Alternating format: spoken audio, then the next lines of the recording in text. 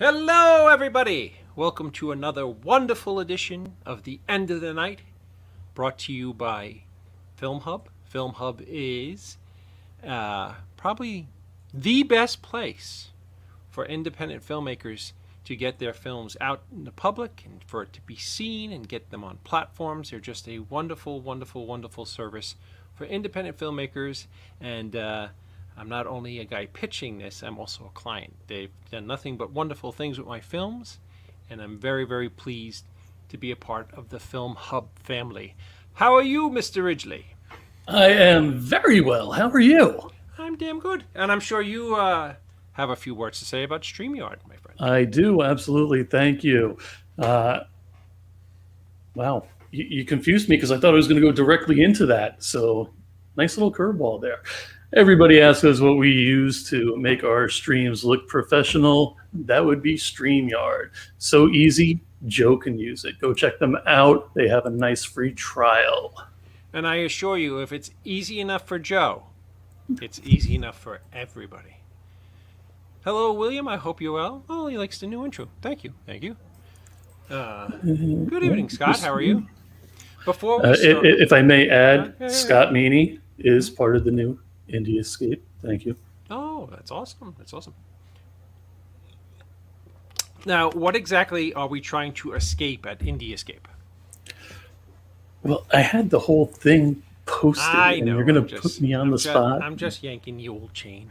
Yeah. Now, I know our dear friend Libby McDermott, she may not be watching tonight because I know they had a really big thing over in Waynesboro where they were showing her great films. I think they were showing both Dead Women's Hollow and Darkness Waits.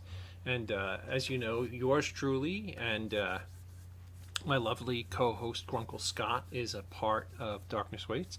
So I just want to show Libby I'm representing tonight with my Dead Woman's Hollow t-shirt. I wish I could have been there. I really do. But I had business yesterday in Lake George and in Saratoga. And then today I had this beautiful train wreck of a show that I love to do.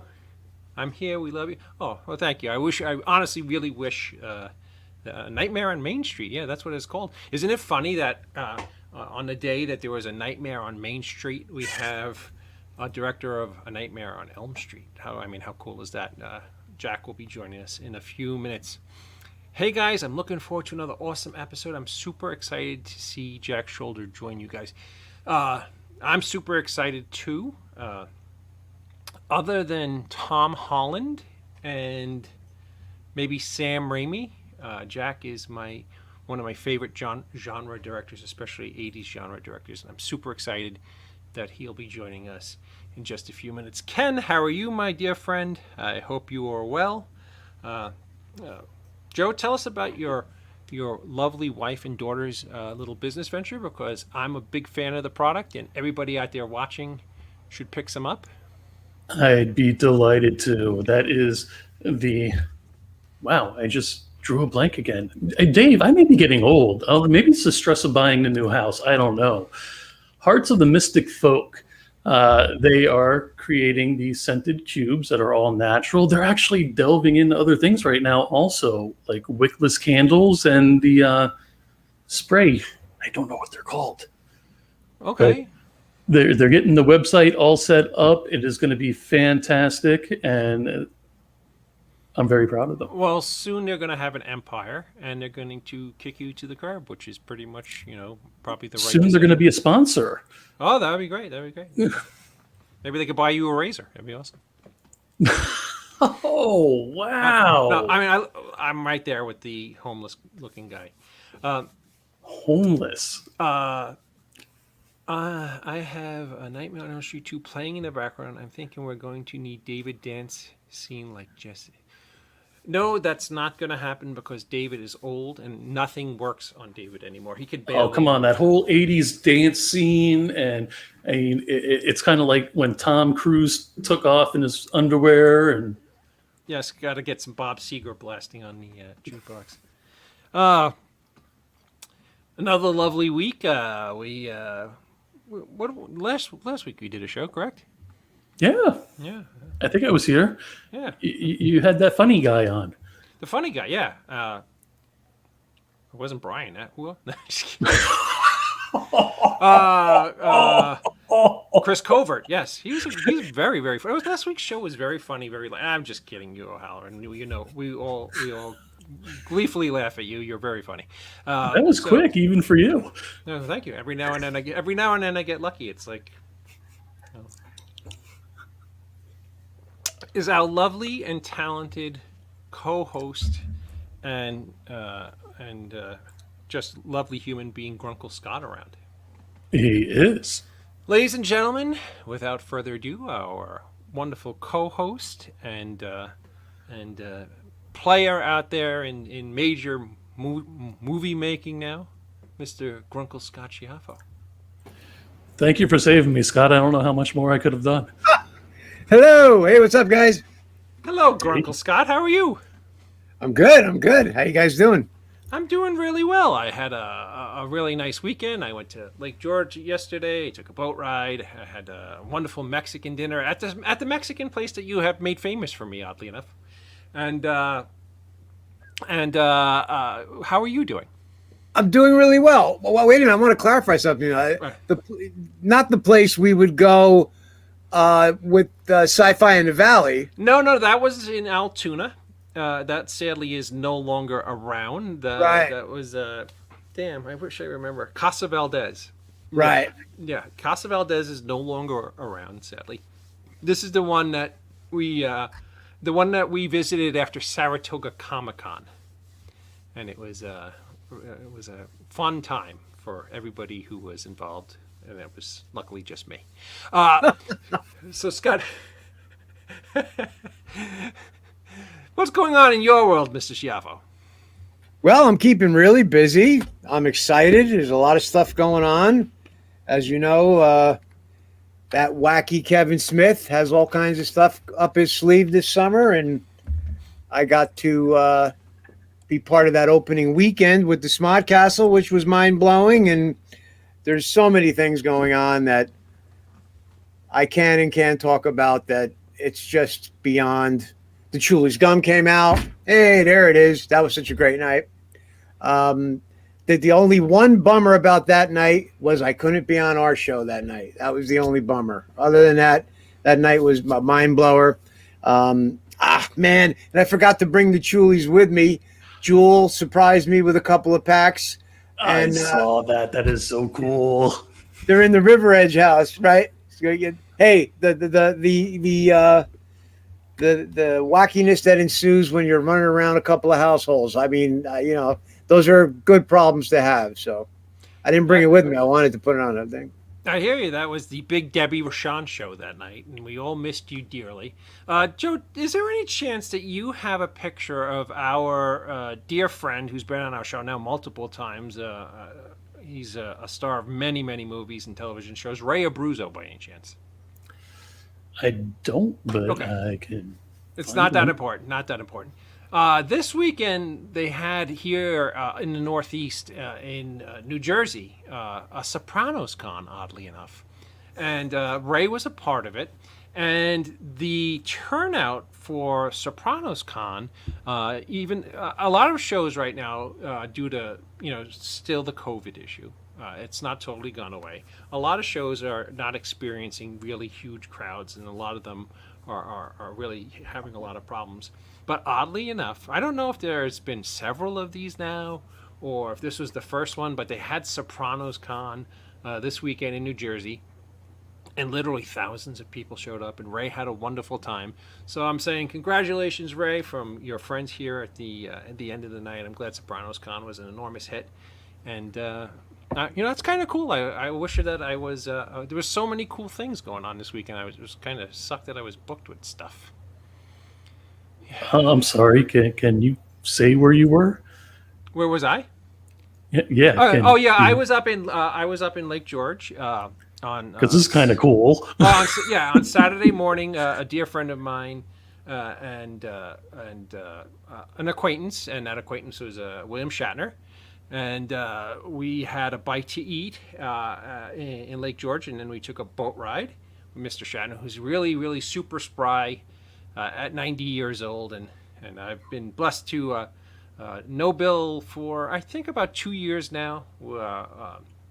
We met in New York City at Big Apple Comic Con in the green room, and I have some witty stories that I was sharing with him, and we kind of hit it off.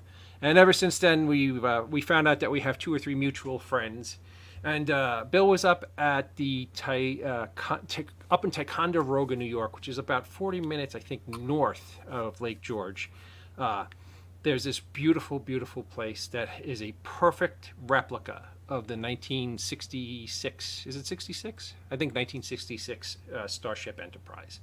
And it's like a museum, and you go there and everything is exactly like what you remember on the television show, and you get to go and take pictures on the bridge in the captain's chair and all that. And from what I understand, Mr. Shatner has a lot to do with that museum up in Ticonderoga, New York, and was up there this weekend, and we convened in Lake George, so that was kind of fun. I'm sorry, did you say he's 90 years old? William Shatner is 90 years old. Wow. I think his birthday was like within the last 4 weeks. Bill turned 90, and the scary part is if you shot him from maybe here up, like you see us right now, he could play Captain Kirk tomorrow. I mean, a little Just for Men, and he's rocking and rolling. But Bill has a passion for buffalo wings, and it's made him a little rotund in the center. But at 90 years old, you're allowed to be a little rotund in the center.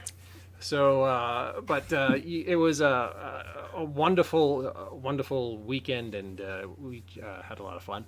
And I was just super excited. A bunch of cool stuff going on. I was editing Full Moon Fever over the last week. I got 99% of that in the can. Just waiting for, there's that.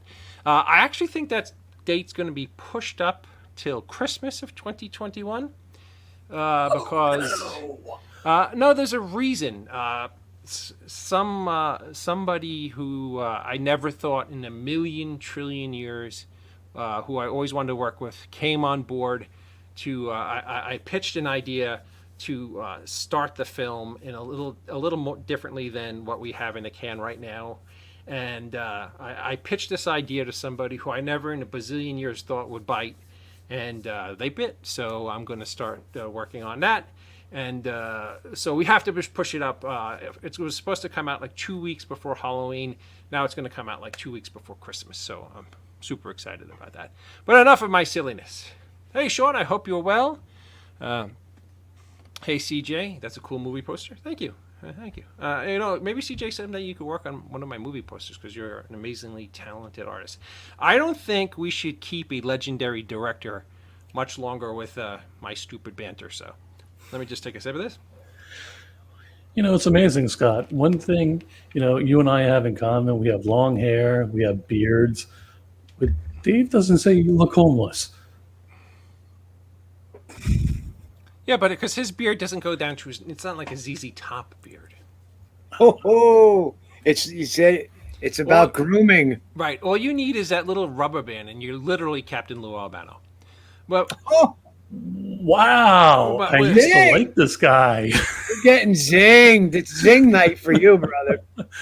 I'm getting you back for last week. Fair enough. Okay, understood. There's a lot of pent up animosity, Enough said. but I still love you. With that being said, all kidding aside, our guest tonight is truly an icon in directing, especially in genre films, and is just a wonderfully gracious human being. And we're so glad to have him on our show tonight. The Hidden, A Nightmare on Elm Street 2, Alone in the Dark, Renegades. His resume speaks for itself. Ladies and gentlemen, Mr. Jack Sholder. You got your mic off, Jack. Jack, your mic, you have to hit the mute button. Hey. Oh, there you go. All right. Nice to be here. I just got a message from my headphones that the battery's running low, so I'm gonna have to pull them out and switch to the microphone on my MacBook. But not to worry. So how are you, Jack? I'm good. It's a little past my bedtime. You know, I normally turn in at 1 o'clock in the morning, and no, it's fine. Yeah, I'm actually a late night person, which is probably good considering the kind of movies that I've done. Now, are you on the East Coast tonight joining us, or are you on the West Coast? Yeah, I'm actually in Asheville, North Carolina. Oh, sweet. Now, yeah. Before we start this interview, I just want to share with you, just to show you what an enormous fan of yours I really am. One of the very, very first, there was I grew up in a small town called Middle Village, Queens, which is right 3 miles outside of New York City. And there was a little video store called Video Connection there.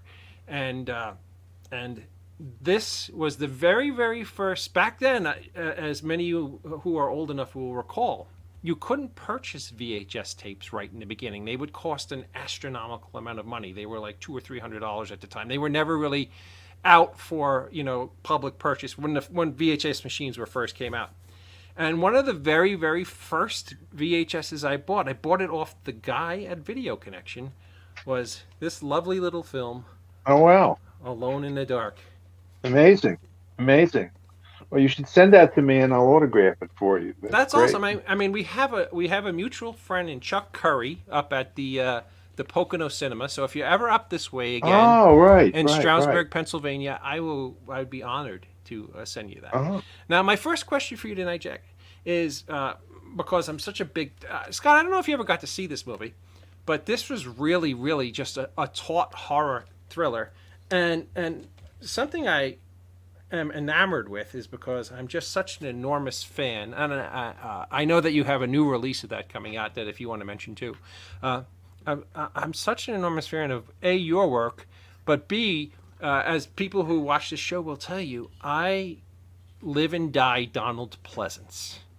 Please tell me what it was like to work with the hypnotic eye himself, Mr. Donald Pleasence. Yeah, well, so it was my first feature, and we had pretty low budgets, $1 million, which actually doesn't look so bad, these days. It's probably the equivalent of 3 or 4 million now, and I didn't have high hopes, and the producer said to me, "What do you think about Donald Pleasence for the role of Dr. Bain?" It's this kind of wacky psychiatrist. And I thought that Donald Pleasence was one of the greatest actors in the world. Ever since, I think it was Cul-de-sac. Was that the Roman Polanski film that he's in? Mm-hmm.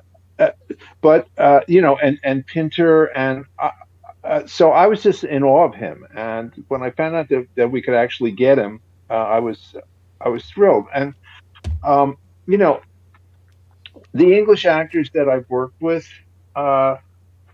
they're very professional. There are different kinds of American actors, but there are some that's like this big, deep kind of thing, But I mean, for the British actors, it's kind of like it's a job. It's like they're a plumber, You call the plumber up. He doesn't say, what color is your bathroom? What green? I don't like green bathrooms. I'm not going to come to your house and fix your toilet. Sorry. But Donald was like, okay, you need me to fix your toilet? Okay, pay me my $125 and there, I'll take care of it. So that was kind of like, what he was like. And it, I think it was the first day of shooting, pretty much was a wash. I don't think we ended up using anything that I shot. And then the first thing we were doing on day two, which is where we really got into the film, was with Donald. And so we ran through the first scene, and my mind was completely blank. I had no idea what I'd just seen. And I said, oh, well, that was great, Donald. Can we do it just one more time? And so we did it again, and I could actually pay attention. And I had a little note for him. And he said, okay. And he did what I asked him to do. And I thought, hey, this is pretty cool. He's actually like listening to me, because, I would have these like anxiety dreams where I would show up and nobody would listen to me, or I would show up and there was one where there was another film crew that was already there, and they told me to get lost. And then of course there's the dream that a lot of people have where you show up and you're like in your pajamas and you've never read the script and you're trying to convince people that you know what you're doing. So it was pretty good. I mean, he was amazing. It was like it's like driving a Ferrari. You get in the car and you just turn the wheel and it goes around the corner. That's what it was like working with him. He was great. And it's funny it's funny you should mention that plumber analogy, because Donald Pleasance, I think, to this day holds the record for shooting the most motion pictures over the course of a calendar year. So it was pretty much like, yeah, I think Really? in 1 year in his career he shot over 25 movies, which is really That's Well, yeah, right. I mean, you paid him his fee and he showed up, and that was basically it. And he happened to just be incredibly gifted. I mean, I watched the film.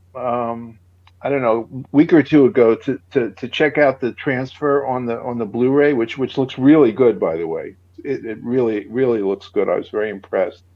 And I was just struck by just how great he was in the film. Yeah, I mean that was well, I had him, and then I had Palance, and then I had Martin Landau, and wow. so it was just for my first film, just this astounding cast.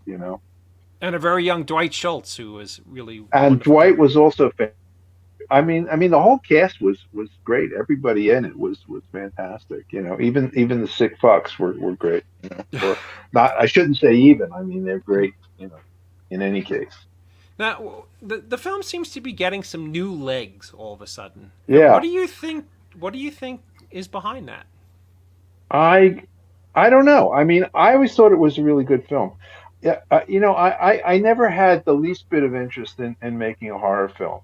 Mm-hmm. And even less interest in making a slasher, which some people refer to Alone in the Dark as a slasher film. I don't really see it that way. But I basically wanted to be Francois Truffaut. I wanted to make art films. So Alone in the Dark is basically my way of trying to make an art film under the disguise of making a horror film.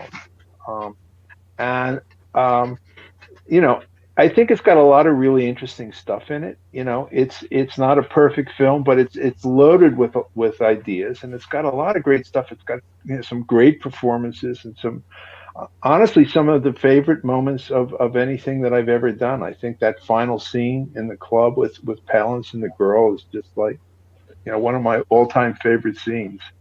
And I think people are starting to realize it. I mean, I actually they asked me the Scream Factory, who was putting out the Blu-ray. They asked me if I had any photographs. So I have a bunch of them that I usually show, but I sort of went back into my files to look and see what I could find, and I actually found some, and they were like really good reviews. So. But it just it didn't make much money. So I You know, probably would have been a one-time director if it hadn't been for Wes dropping out of Elm Street too. and I'll get to that in a moment. But to touch on Alone in the Dark again, uh, there are films that like where actors chew the scenery so well that those performances in and of themselves sell the picture. And I think especially Pleasance and Palance in that movie were fantastic. Yeah. So tell us a little bit about how you got involved with the aforementioned Nightmare on Elm Street 2. Well, so Alone in the Dark came out. It didn't make a lot of money. And then the next film that New Line did was Elm Street, which obviously made a lot of money. Um, and Wes was supposed to do Elm Street 2, but he didn't write it. It was written by David Chaskin, who was, worked at New Line's distribution um, arm. And actually, this is very interesting. This, if you look at the poster, who's not in the poster? Freddy Krueger? Yeah. Yeah. And if you look at any artwork later, I mean, they had no idea what the movie was really all about. They didn't even want to cast Robert in the film because his agent had the nerve to ask for more money. But anyway, so so Wes never really liked the script. It wasn't his script. The script differed from his idea. For Wes, Nightmare on Elm Street was exactly the kind of film that he really want. He was making his statement with that film, and so the sequel just was not on that same level for him. And he probably had lots of other things that he could do based on the success of Elm Street. And 6 weeks before, he decided to just back out. And the train had already left the station. That they were in pre-production. They had, they were already spending money. They'd hired some people, and so they needed somebody to jump in and take over the film. And I had a long association with New Line. Bob Shea was one of my best friends. I cut all their trailers for them for all the years that they were struggling as distributors, and I knew Elm Street quite well because Bob always used me as a sounding board. So I read several early versions of the script. I saw cuts of the film. So I knew it pretty well, and I was somebody that Bob knew would be able to just come in and do it, and understood what it was all about. So that's how I. So actually, my first reaction when they called me up and asked me to do it was no, because I didn't want to be typecast as a horror film director, and I certainly didn't want to be typecast as a sequel to a horror film director. And I spoke to a friend of mine who was a producer in LA, and he said, "You're out of your fucking mind." He said, "The movie's going to make a lot of money, and you're going to have a directing career," which I really didn't have much of after Alone in the Dark. And he was absolutely right, So, I said yes, and the movie opened up. It had a very big opening weekend, and the next thing I knew, I'm sitting in my apartment, and the phone rings, and it's Dino De. I realized my life had changed. So That's just a wonderful story. And it was always strange that. But how did Hope Lang wind up in that movie? it's the same way Donald Pleasance ended up in Alone in the Dark. Now it's sort of a golden age for older female actors, because of all the stuff that's on TV. Because I'm trying to cast something right now, and it's hard to get some of those great older women because they're all having a second life on cable. Mm-hmm. But Hope was sort of past her prime, and she was available, and she did it. She was a very nice lady, and that was it. She didn't have a major role, but she she showed up and she did her job. Mm-hmm.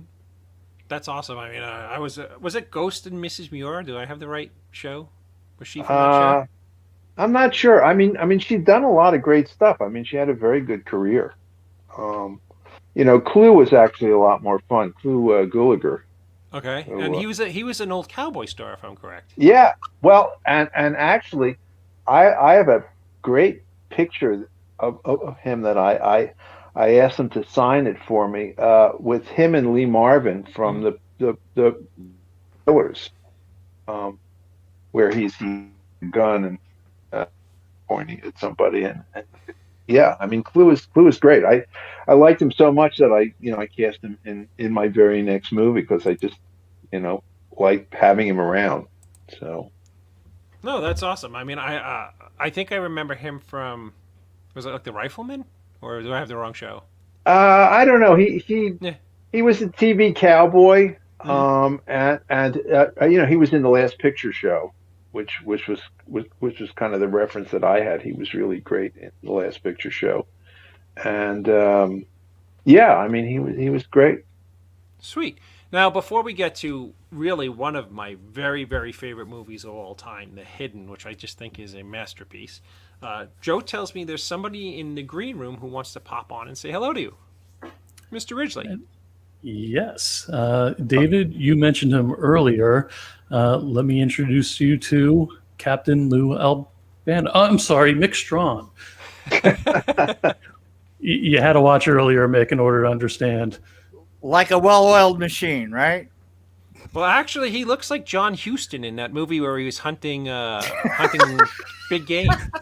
That's just because his hair isn't down. So everybody on the screen has a beard except me. So I guess I'm missing something. What's up with that? Didn't you go through COVID like everybody else? Everybody came through with the COVID beard, right? And I told you to read. You should have read your email, Jack. I was like, beard is mandatory. I didn't. Well, I was going to try. I didn't have enough time to grow one. Hey, Jack, how you doing? I'm good. How are you, Mick? Oh, it's been so long since I've seen you. Yeah, that's right. What has it been? About 3 weeks? About 3 weeks, yeah. About that. Mick and I scouted some locations for my hopefully upcoming film, and Fear the Night. Fear What the is it Night. called? Yeah, Fear the Night. I like Fear that. the Night. Sounds like the end of the night sequel. Well, We got it already lined up. Yeah. Well, who knows? But yeah, Mick. No, well, now that Mick is on, I'm going to be hard pressed to get a word in. You know what? I thought to myself, you know what? I have to know what my limitations is, and I'm going to work within them for once. For those of you who don't know, Jack and Mick worked on The Hidden together. So that's actually amazing timing. Before we move on to The Hidden, Mr. Schiaffo, was there anything that you wanted to add on to our Nightmare on Elm Street 2 discussion? Well, actually, Jack touched on a lot of things that I wanted to either reiterate or maybe have him amplify. Jack, I'm aware that your doorway into directing came from editing, and you mentioned that you had done a lot of editing, and you were editing a lot of trailers. Were you also editing features, or were you doing mostly trailers? Well, the only feature that I edited was The Burning, which was the first film that Harvey Weinstein did. And actually, I had written Alone in the Dark, and New Line couldn't raise the money, and then I got this offer to cut The Burning, and I'd never worked on a horror film. I mean, I had seen, a lot of them, but I wasn't the sort of person that would run down and see them as soon as they came up. I used to watch the Saturday night, Zachary and that kind of stuff.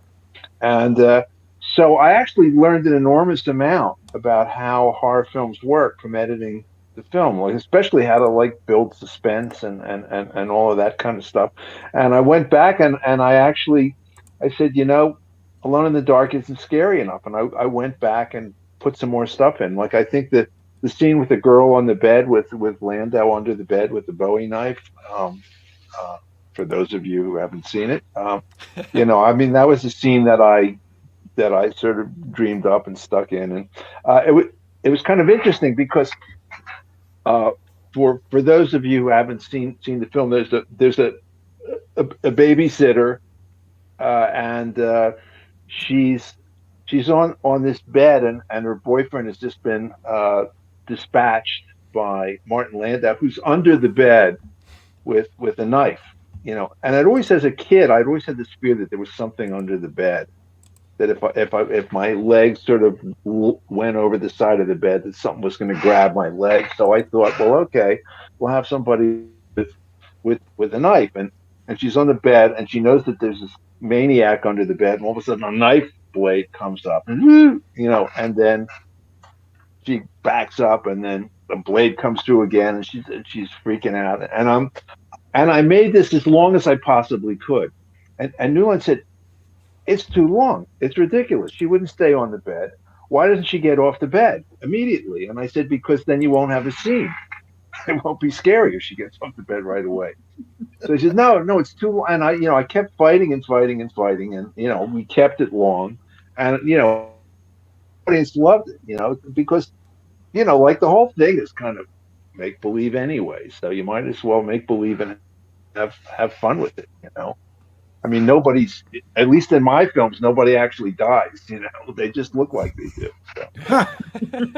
I just think it's very interesting that you, as a director and as a new director at the time, you had a head for editing, which it takes directors a while to understand the process and then to shoot with an edit in your head. And I think it's actually a great way to come up. To have worked on editing before you direct anything, whether it's a short or a feature or whatever. There's one other thing, because there was so much we have to cover. I just want to quickly say, because I'm a musician, I'm aware that you were a musician, classical trumpet, correct? Yeah. And right. literally worked with Eugene Normandy? Yeah. Man, and you were a young man. You were only in your teens, is that correct? Well, yeah.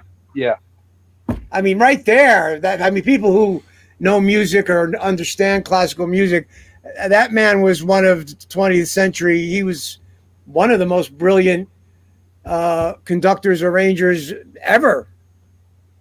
Yeah. Well, I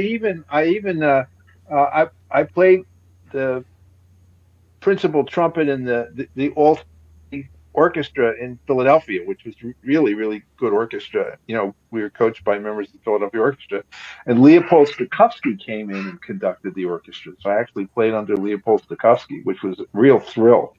I mean, he was just, this charisma. I mean, this guy had such charisma, like, nobody I've ever seen.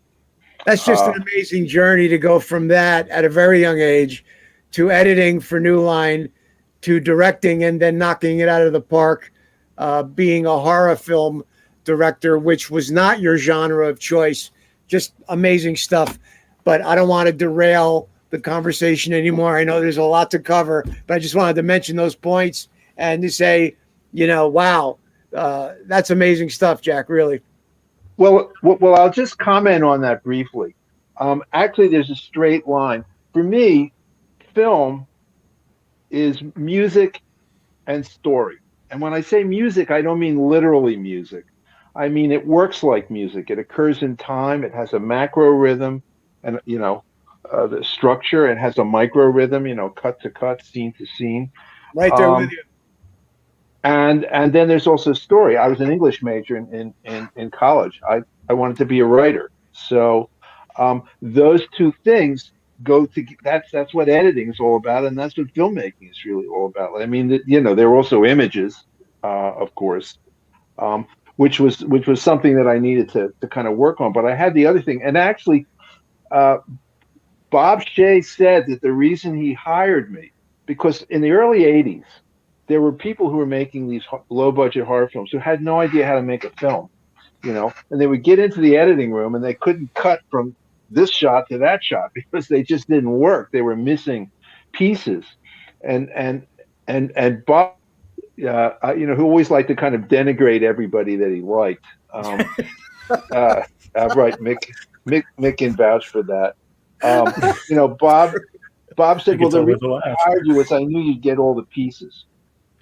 Whether the pieces would be any good or not, who knows? But at least he'd have all the pieces. So True.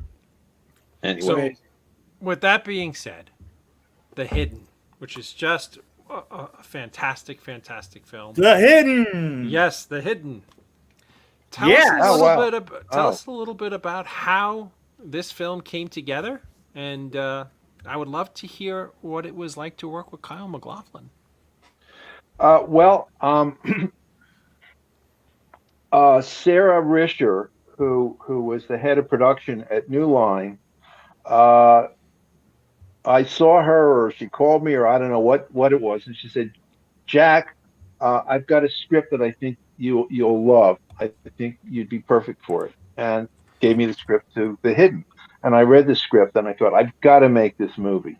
I was a huge admirer of Sidney Lumet and Sidney Lumet's cop movies that I thought were like, the greatest cop movies ever made. And I always wanted to do that. And it's a cop movie with aliens.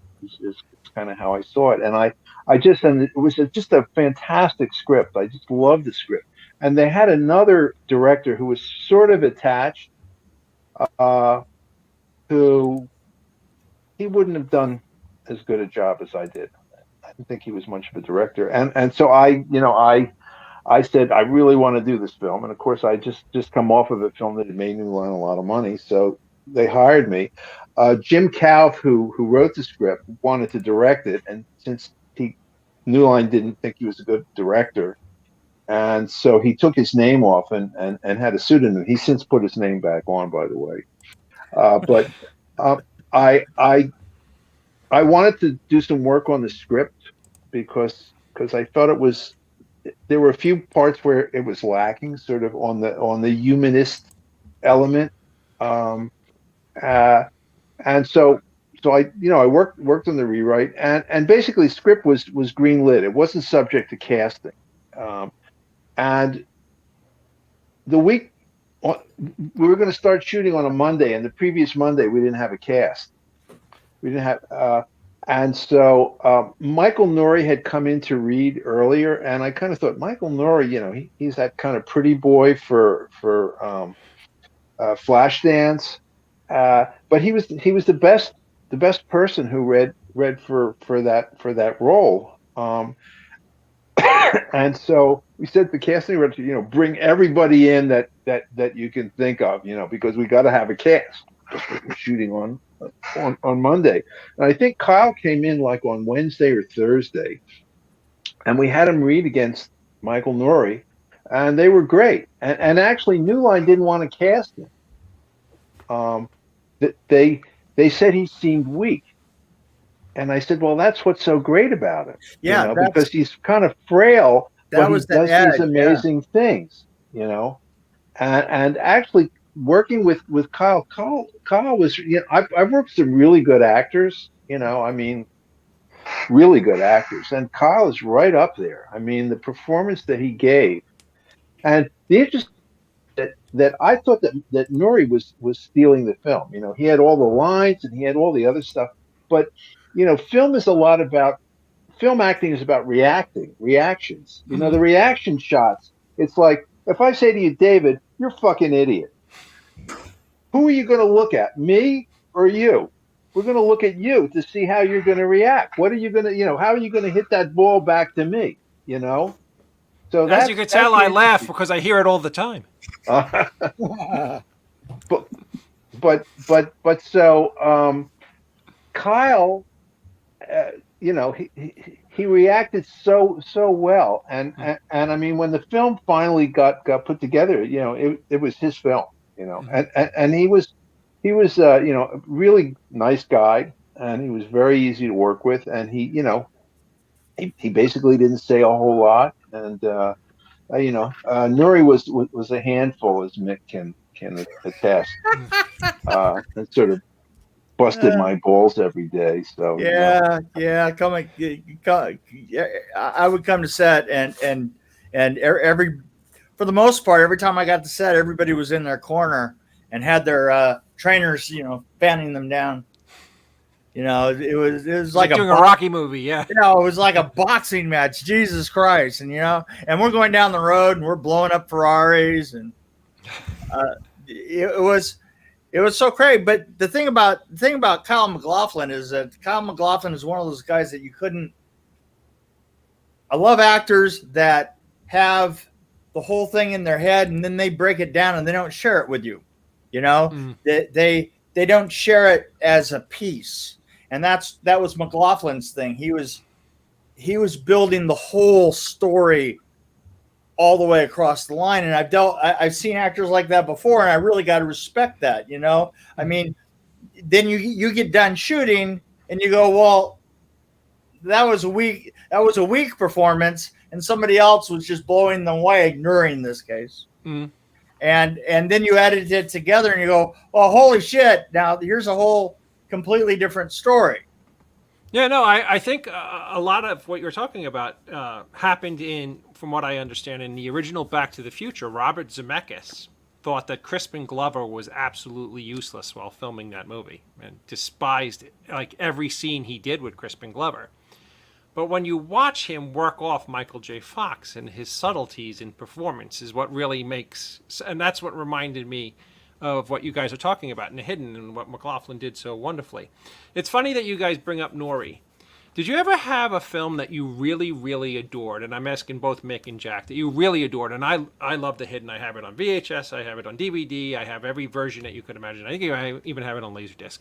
But did you ever watch a film and say, wow, if only this guy played this character in this film, it would be infinitely better? Did that ever happen to you guys while watching another person's film? Because I'm going to just share a thought I had with you guys on The Hidden. Every film is like a completely different package. Mm. You put it together, and what you start with going down the road is becomes the strength of the people that are working. I mean, I love the sequence of going through the warehouse, crashing the car, the gunfight inside of the mannequin warehouse, and it just seemed like such an. There was something about that film that seemed like such an LA story, because it seemed about putting on a different face and going and then switching faces as you go down the line. And I think that's kind of gets to the core of that whole story. It's something that Jack, kind of like mined so well, is that the faces that we are as we go down the line. And then the turn for sweetness at the very end of it was just so amazing. Mm-hmm. What I was thinking is that I liked Michael Nuri in the movie, but while I was watching it might have been because it was 1987 and I was so influenced by this particular actor in a movie 2 years earlier, is I watched Michael Nuri and said, if that was Chris Sarandon, this would be perfect. Hmm. And actually, I had wanted Jeff Fahey, but he didn't want to do it. Yeah. All strong actors. Yeah. But yeah. I think it was because I just seen him in Fright Night, and I just seen him in Child's Play, and he played a very similar role as the tough, grizzled cop in Child's Play. And for some reason, Nuri was giving me like a Chris Sarandon vibe, but maybe it was just me. Apparently, yeah. It was. Well, he looks a little like Chris Sarandon. Yeah.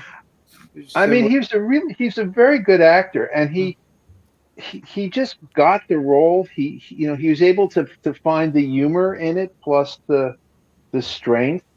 I mean, even though he made my life extremely unpleasant. Like, I mean, Mick, when you say it was like a boxing movie, well, it was, except I was the guy who was getting punched all the time. Well, I was giving you credit for coming out of your corner. For keep coming back out. Was it a matter of everything was combative as far as the decisions you wanted him to make? No. It was my third feature, so you would think that I would have figured it out by then. But actually, I will tell you that when I did 1201, which I think was my sixth feature, I remember it was like 2:00 in the morning, and we were shooting, and I was waiting for them to light, and I looked around and I said, I actually know what I'm doing. It was like the first time I actually had that feeling that I knew what I was doing. But with Nuri, it was kind of like there was a line, and he crossed that line right away, and he would just. He wouldn't say, Jack, you're a fucking asshole. I'm not doing anything you say. He wouldn't do that. He would say, I would say, Michael, I want you to go in and sit down over there. And he said, my character would go in and stand off over there, and that was, my character. The very first scene we did was the scene where they're coming out of the record shop after they see a murder, and Kyle has come into Nuri's territory, and he's taking over, and Nuri doesn't like it. So the way that I had imagined the scene was that Kyle was going to keep walking ahead of Nuri, and Nuri was going to have to catch up, and it was pissing him off. And it kind of showed the power relationship that they had. Well, Nuri wanted to walk in front of Kyle, and that wasn't how I saw the scene. So we rehearsed it for like an hour, and each time I'd get him to go like 1 foot further back, And at one point he said, well, look, I don't want my character to appear weak. And I said, no, we don't want your character to appear weak. And that was my big mistake, because if I knew then what I know now, what I would have said was, you know what? It's important for your character to appear weak so that later on your character can appear strong. Being weak is part of life. And as part of being strong is that you're weak, and then you find the strength. And that's what I would have said to him. But I said, no, you're right. I don't want you to be weak. So now he already won. He crossed the line. And then after that, that's kind of how it. Oop. Jack, you went on mute. Oh, his earbuds died. Batteries died. It might have been the mic in his earbuds. Mick. Hello? So, hello, Mick. How are you involved in the movie? How's it going? We know you came on. We know you were involved in the movie. How were you involved in the movie? How was I involved in the movie? Production. The production designer and most, I was going to say primarily in the hidden. We created this, and you talk about one thing becoming another in this film. How you're putting on masks is that warehouse, the little apartment unit, that corner that the car crashes into. Mm-hmm. We literally made that into a mannequin factory. We rented the whole building, and we made that into a mannequin factory so that we could make soft mannequins that you could shoot with. And here was the funny thing is then we turned the mannequin factory into a mannequin factory. Put the sign up on top, and Claudia Christensen then jumps through the sign. That was all my sequence. The difference, we actually had an entire fake ridge of that roof line built up above the roof line, so that we could do the dialogue sequences and the stunt sequences up there. So not only were we talking about masks and so forth, we also had duplicates of duplicates sitting up on top of the of that building. It had a tendency to get confusing from time to time. I can imagine. It really did. But I have to tell you, we did have the sequence. I remember that they wrote that she breaks through the sign, through this a neon sign, and everybody was like, well, let's make it out of a sign, and we were talking about it and going, well, no, and I remember that I sat down there and I was going, I think that we can actually send her through a neon sign. And what we did is we literally sewed, and it was an argument that went on in production for the longest time. And they said, well, how are you actually going to do it? Because the problem is you can't have somebody fall 5 stories onto broken pieces of neon, because they're fairly large and they have a tendency to kill people. They have gas in them, and well, it's mostly the size and that they're glass. And so what we did is we sewed. I remember doing this, having people doing this and how silly it looked, because we literally sewed little bags, little netted bags and then we would break them at a certain point. Like this bag would be here and that bag would be there. And then right here at this little joint, we would take it and we would score it really gently, score that glass, so that when you see it, in fact, to me, it doesn't ring all that true, because literally when you see it, when she hits the bag, nothing falls with her. and of course nobody notices that. I mean, that's not to be noticed, because I'm just sitting here going, yeah, all right. So now I'm gonna have to replay it and like slow-mo and right. Everybody's gonna live now. That's good. Yeah, I actually had. Can you hear me now? Yeah. Yeah. oh, Yeah. yes, I'm sorry. Yeah, I actually had no idea that's what happened. I do understand, the idea of the falling glass, which would not be a very good idea to fall onto that stuff. But I actually remember that the person who doubled for Claudia was actually a guy big, and he was like, "Can I jump off the roof now? Can I jump off?" He was just dying to jump off the roof. It was like, he should have paid us. But my mother, of all things, we had a pool going around as to when we were actually going to break the glass. And my mother, who came to set for the first time I think I ever saw her come down, and my sister CJ was there, and my mother made I think walked away with like $400 from the pool, because she guessed like 3:31 in the morning was when we were going to actually break through the glass. So and she won. So was your time at 1:30 or at 5:30? Well, I mean, I was betting on the way the crew normally works, and I was on the next day. I was going to say tomorrow. Yeah. Tomorrow with a skeleton crew. But we actually did it in front of the whole fucking crew, right? Yeah.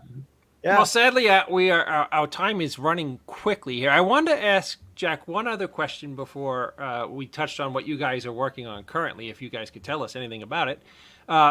You did an episode of Tales from the Crypt with a end of the night fan favorite and a guest of our show, Mr. William Sadler. Tell us about how that came together and what it was like to work with William. Oh, wait. Are you talking about Bill Sadler? Yeah. No, I worked with Bill Sadler not on Tales from the Crypt. My apologies. I worked with him on the pilot for The Omen. Oh, for The Omen. My apologies. Yeah, which was one of the worst experiences of my life. It was doing a pilot that doesn't get picked up. I mean, it was a bloodbath. People were getting fired right and left. Bill is a fantastic actor. As a matter of fact, there's a really interesting story, which is that Bill sort of played like the second lead, and the lead was this guy who was this kind of big, stupid hunk that I thought was terrible. And but people at NBC liked him, and we brought several actors in, and they wanted to cast this guy who had to quote Dorothy Parker, he showed the full range of human emotion from A to B. And that was kind of where he was at.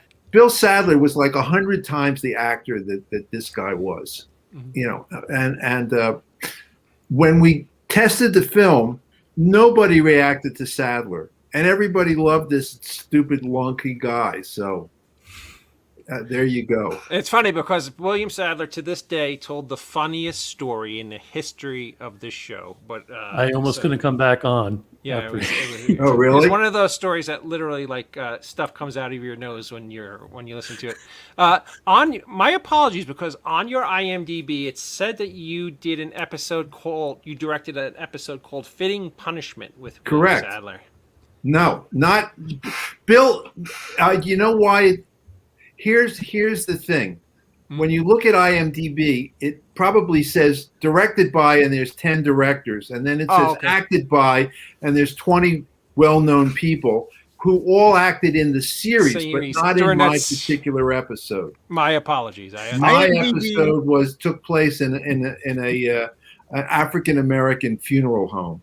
IMDb has a way of lying very officially. Isn't that the truth? Holy shit. IMDb has missed a quarter of my credits, and a quarter of them are messed up. And the other quarter I didn't care about anyway. People ask me all the time, they say, well, why don't you get them fixed? I go, well, wait. Hey, you don't want to go in there and get them really messed up. Really, you'll make the Amazon gods crazy. That's true. That's true. Now, can you guys share any info with us on what you guys are currently working on? Well, yeah. So several years ago, I was approached by this Italian producer to do a vampire film that was based on this famous 19th century vampire novel called Carmilla. And they basically had a script that was like it wasn't bad. It was sort of like a non-script. It was written by people who had no idea how to write a script or how to tell a story. So I said, well, I'm interested, but I want to start from, I want to just start from scratch. And so I had this colleague who's a phenomenal screenwriter, and he and I worked on this script. And we worked on it for several years, and it turned out that the Italian producer was full of shit and couldn't raise any money and never had any money. And fortunately, we, instead of making a deal to write the script for this guy, so he owned it, we made the deal that we would just write the script and then he could buy or option it from us. So we owned the script, and we almost got it set up, and then nothing happened. And then the writers formed a production company and found people with money to back him, and did a short film last summer that got some attention, or not a short film, did a micro budget feature, and found the financing for the film. So we're scheduled to shoot it this fall. There have been a few bumps in the road, but it seems like it's all, Mick, you'll be reassured to know it looks like it is going to come together. I think we'll have a better idea, but we're hoping to do it in October. It's a fantastic script, but I'll turn it over to Mick. And actually, I'm thrilled to have Mick working on this, because one of the things about Mick is he gets shit done. Like that mannequin factory, he built all those mannequins. And I remember that weekends, everybody in the art department had to come in and make mannequins. So, and really cool. And also, I mean, Mick is a real filmmaker. He's not just all good production designers are really good filmmakers, But so he brings a lot to the party. So I'm thrilled to be able to work with him again. I'm looking forward to it. I love the script. It's got vampires It's got women. It's got churches that I get to kill things in. I mean, right? Come on, you can't get better than that, right? And Well, I mean, and it's vampires not, and women. You said enough.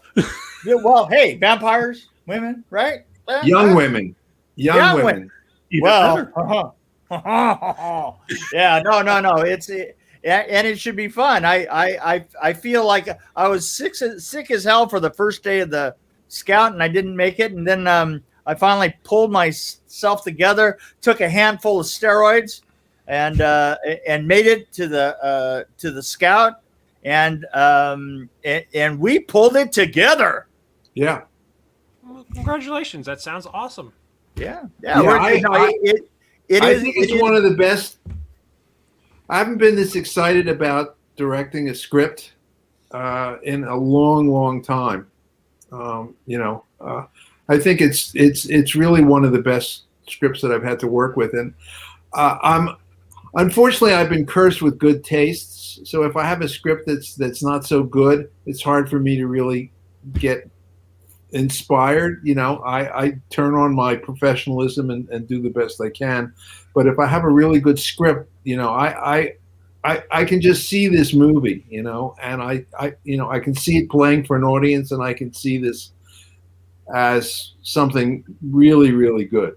I mean, it's going to please the audience, but it's also, good vampire movies are about a lot more than vampires, and I think that's what's going on here. I'll tell you guys before you start filming, you have to look out for a wonderful vampire film called Mr. Hush. It'll inspire you guys to make a great vampire film. Mr. Hush. Okay. Uh-huh. An extremely handsome fella wrote and directed it. So give it a shot. I'm getting a feeling here. Woo! Is it Ajita? Yeah. Hush. I don't like you Ridgely. Hush. Why would I have that queued up? I have no idea. Yeah, really. Yeah, I'm getting it. Okay. Is that out now, or is that coming out? Oh no, that actually came out in 2012. Oh, and I presume that you're the perpetrator. I am the criminal behind that loving ode to 80s vampire films. You know what? You should release it again, because nobody seems to be able to remember shit after the pandemic. So I was going to say, when you guys are actually at the casting part of your film, you should remember Mr. Schiaffo, because he's a wonderful actor, and I'm just throwing it out there. Just out there, just for the sake of just out there. He's been in all like Kevin Smith's films, like Clerks and stuff like that. I've got my own film coming up here in a while called The House in the Pines. Going to be filming next summer. Oh, sweet. So I'm going to go help Jack, and then I go on and do my own thing. Maybe Jack will come play with us. So this is what retirement's like, Nick. Yeah, that's yeah. See what happened there? Yes. Well, with that being said, Jack, thank you so much for joining us tonight. It was a complete and total honor.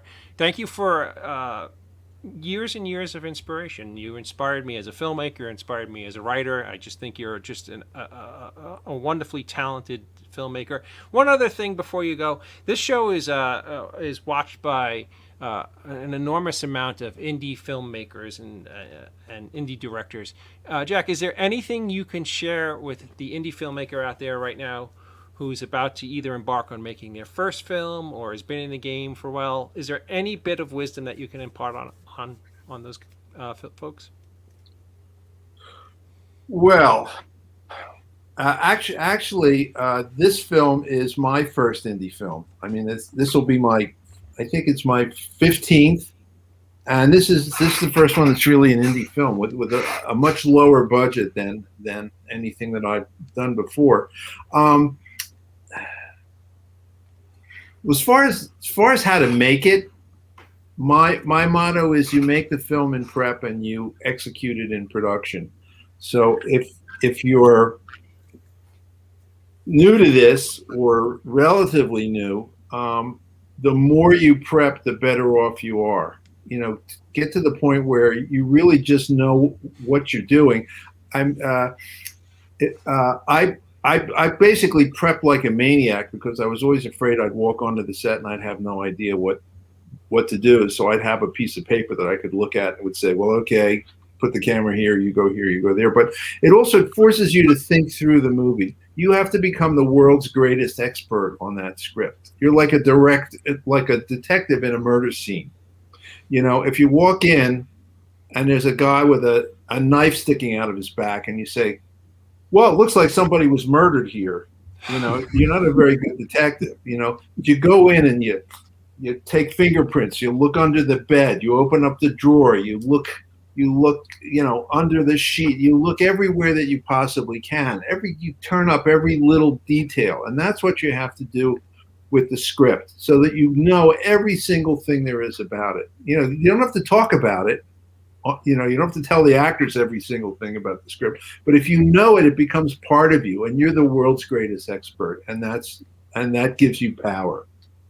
So that's number one. As far as getting it done, I mean, it's like a great big stone door that weighs 2 tons, and every day you go and you push on that door, and it never moves. And you still get up every day and you keep pushing on the door. And one day the door like moves a 1/4 of an inch. And then you get up the next day and you keep pushing. And eventually the door will open, you know. That's because the grips open. The grips were just pulling it. All got together and pulled it a little bit every day. But I mean, I turned and made it out of foam. Everybody that I know that sort of came up, the people that just refused to give up and just kept at it, they all had some success, whether it was the success they wanted or not, but they ended up being in the movie business. They ended up making movies and ended up making a living and ended up doing all that, you know? I mean, you know, I was too stupid to realize that it's very hard to become a director. So I just assumed that was what was going to happen. And I just kept doing it and pushing at that door, and you know, I got lucky. You know, I happened to make friends with the guy who ended up becoming a movie mogul. You know, so, but you know, if that hadn't happened, something else might happen. I don't know, but you just gotta, you know, if you're easily dissuaded, you'll be dissuaded. But you know, David, if you've made movies, you just gotta like charge ahead and just be stupid and just keep at it. You know. No yeah, what. I mean, it's really just like a war of contrition, really. It's really, especially the last year and a half trying to get things done in a COVID world. But there's nothing more, you know, I've made movies for the sheer purpose of entertaining myself, if that makes any kind of sense. I mean, nothing was more enjoyable than when I was in a Walmart in Fayetteville, North Carolina, and they were building the end cap for the DVD and Blu-rays of Mr. Hush. I was like, this stupid little movie I was making in Northeast Pennsylvania is going to be seen by somebody outside of, like, you know, my community. And that was more than me. That meant more to me than any kind of big payday or any kind of stardom would ever have. But, you know, I'm kind of an island in feeling that way. Well, my motivation was, I love movies, and I would go to see certain movies that I really loved, and I would kind of walk out of the theater just sort of 3 inches above the ground, you know? Yeah.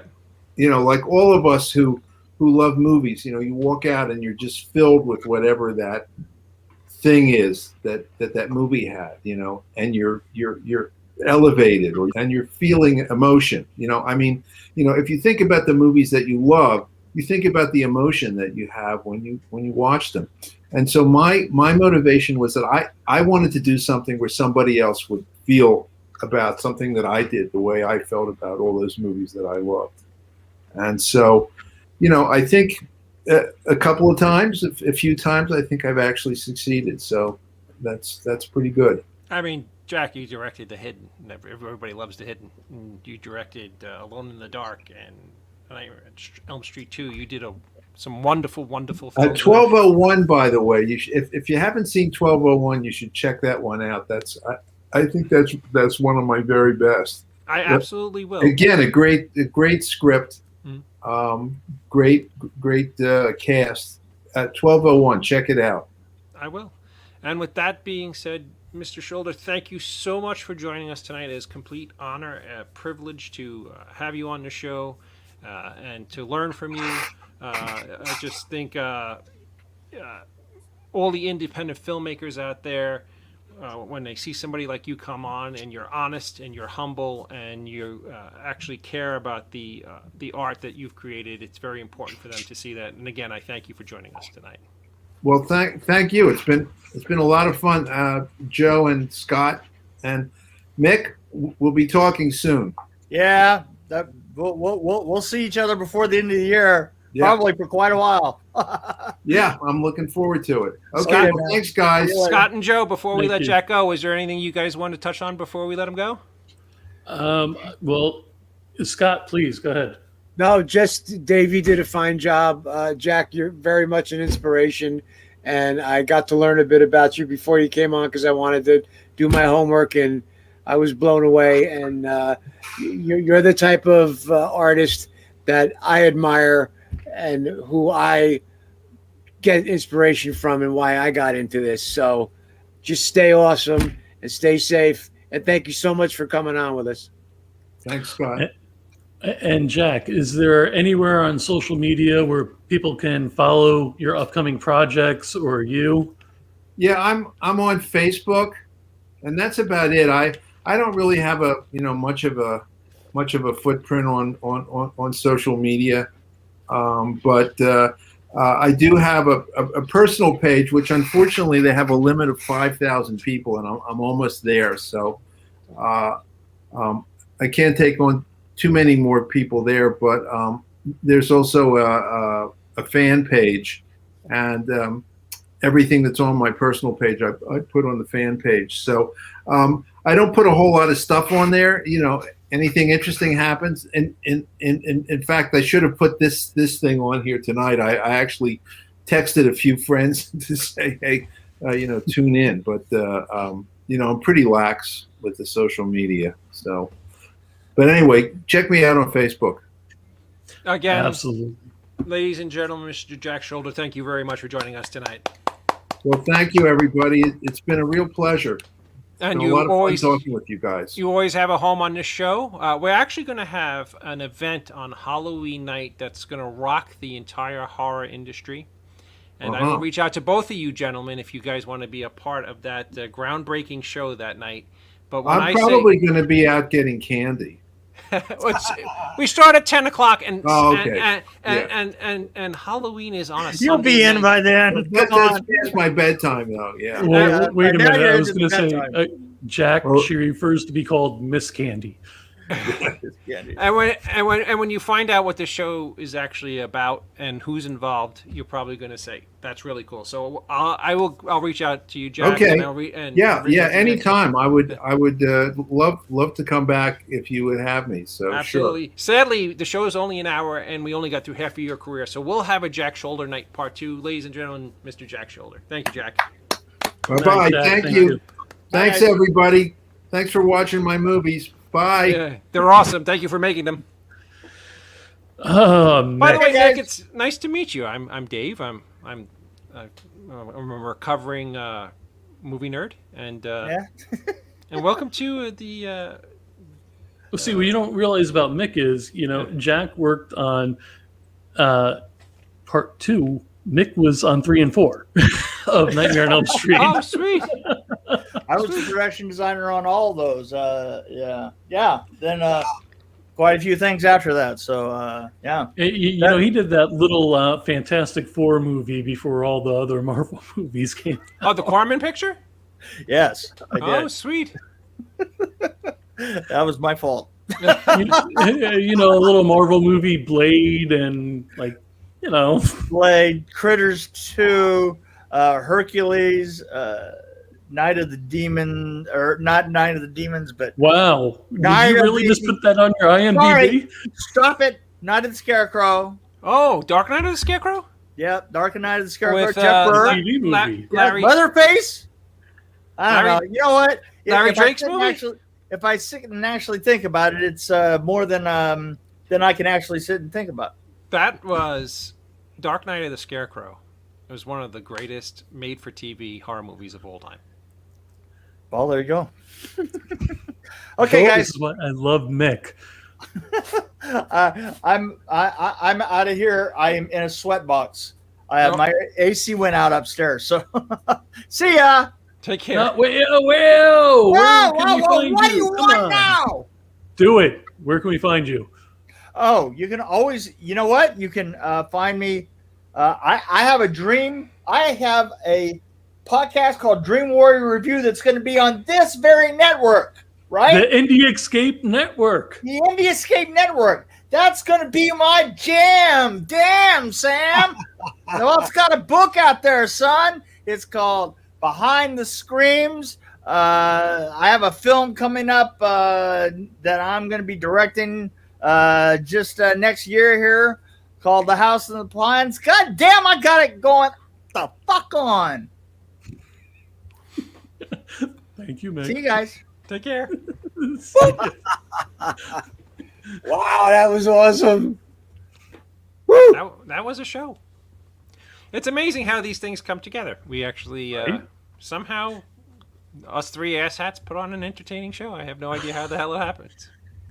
Even though I blubbed it from the beginning, but hey, whatever. What did you blub? Things. Let's go. Go on. Come on. You seem to be on your game tonight, so I think you're being overly hard on yourself. Well, thank you. I appreciate that. It's not like you started the show with the wrong credits or anything. The wrong intro. The wrong intro. It'll How never cool happen was again. that? How cool! I literally got this movie when I was probably 12 or 13, right? I went up to the guy because I loved him. As you guys, both guys know, I really am a big fan of Donald Pleasance and Roddy McDowall. Those are probably two of my favorite of all times. And how cool is it that as a little boy I walked up to Metropolitan Avenue and I paid the gentleman to buy this movie, Alone in the Dark. And now all these years later, I guess like 35 years later, I guess, I'm speaking to the filmmaker. So that's wonderful. Great guest. We need more. CJ, we are just scratching the surface. We have Even for Heroes is referring to me. No, of course he's referring to me. Scott? He's referring to me because Emmett at Haven for Heroes loves me.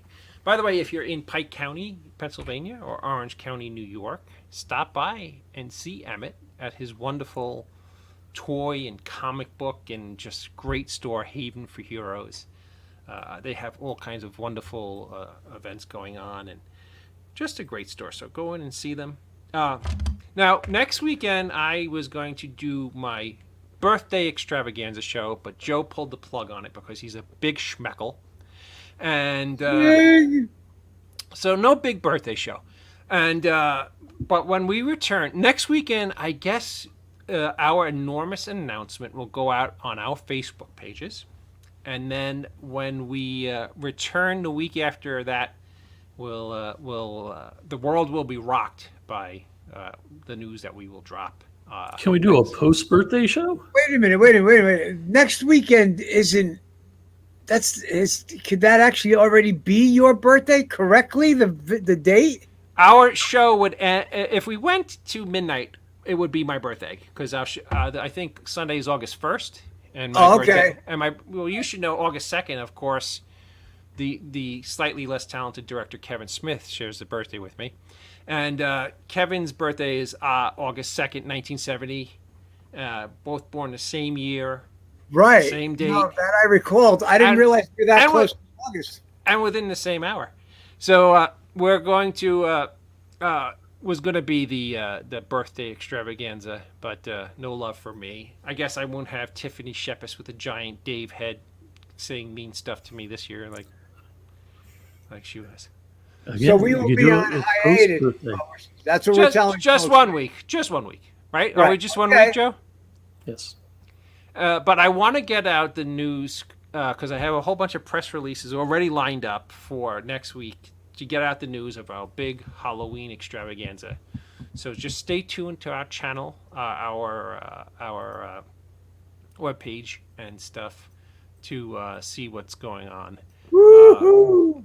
Literally the stuff of legend. Everybody will be talking about it, and I'm super excited. And Scott is literally preparing to make cinematic history again in a little project he's got going on. And, Yeah. Yep. So wonderful things happening. Mr. Ridgely is guiding us through this maze of craziness, but some really cool stuff going on. Oh, and by the way, everybody out there, can I tell everybody your big news about what's going on in your personal life, or is that something that you want to keep personal? Yeah, you. Oh no, go ahead. Yeah. Mr. Ridgely bought himself a new house and he's moving. So congratulations, Joe. That's awesome. Thank you. That's awesome. And we hope that that goes well. And I don't know. You guys got anything else? Tiffany needs to make. David Hickhouse for the show. Well, that's what I say. Do the post birthday show. What, the week after? Yeah. Yeah, no, it's kind of that's all right. it's kind of disingenuous doing your shit like what, not like Disingenuous. Get out of here. Come Okay, on. so and actually, what sucks about that then weekend after that is actually my daughter's birthday. So we'll see what happens. We're gonna have Oh boy. the All-Star show on Halloween night will be like nothing ever recorded in even television history. The stuff that's going on is just fantastic. He's not lying. Boy ain't lying. All righty. With that being said, again, everybody, I want to thank Jack Sholder for being on tonight. He was just a wonderful Amazing. guest, amazing director, and I really wish to have him on again for part 2. I'm really a big fan of his work, and he was just a lot. We know a lot of the same people, and a lot of people were telling me what a great guy he is. 99 out of 100 times when I have somebody on the show is a personal friend of mine, but I actually just met Jack tonight on the show, and I was just what a great guy. And Joe had Mick come on, and Mick is a wonderful guy, and I think they're going to do some special things together. With And that ladies being- and gentlemen, don't forget to subscribe, like, and all that good stuff to David Lee Madison's The End of the Night Facebook page. Also, the Indie Escape Facebook page and YouTube channel. YouTube is where David's shows are going to be archived. So please like and subscribe. Yes, and with that being said, we will not see you next week. We'll see you the week after that. And I assure you, we'll put together some kind of wonderful train wreck so we can all have a good time. And we'll sing happy birthday and make fun of how old I'm beginning. With that being said, what's my line? Does anybody remember? Scott, do you know it?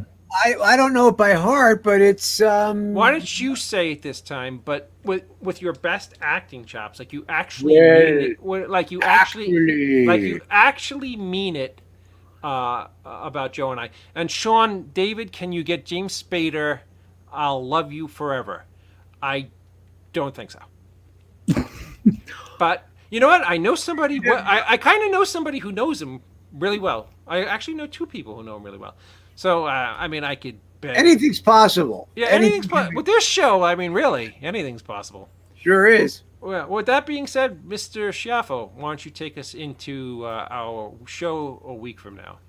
No one needs friends if you have money. That's the tagline. No, to me, it has to be no person is a failure who has friends. Is that no? You know what? Wait. We're back. Milk chocolate melts in your mouth, not in your In your hand. hand. You're right there. Remember, no man is a failure who has friends. We'll see you guys 2 weeks. No man or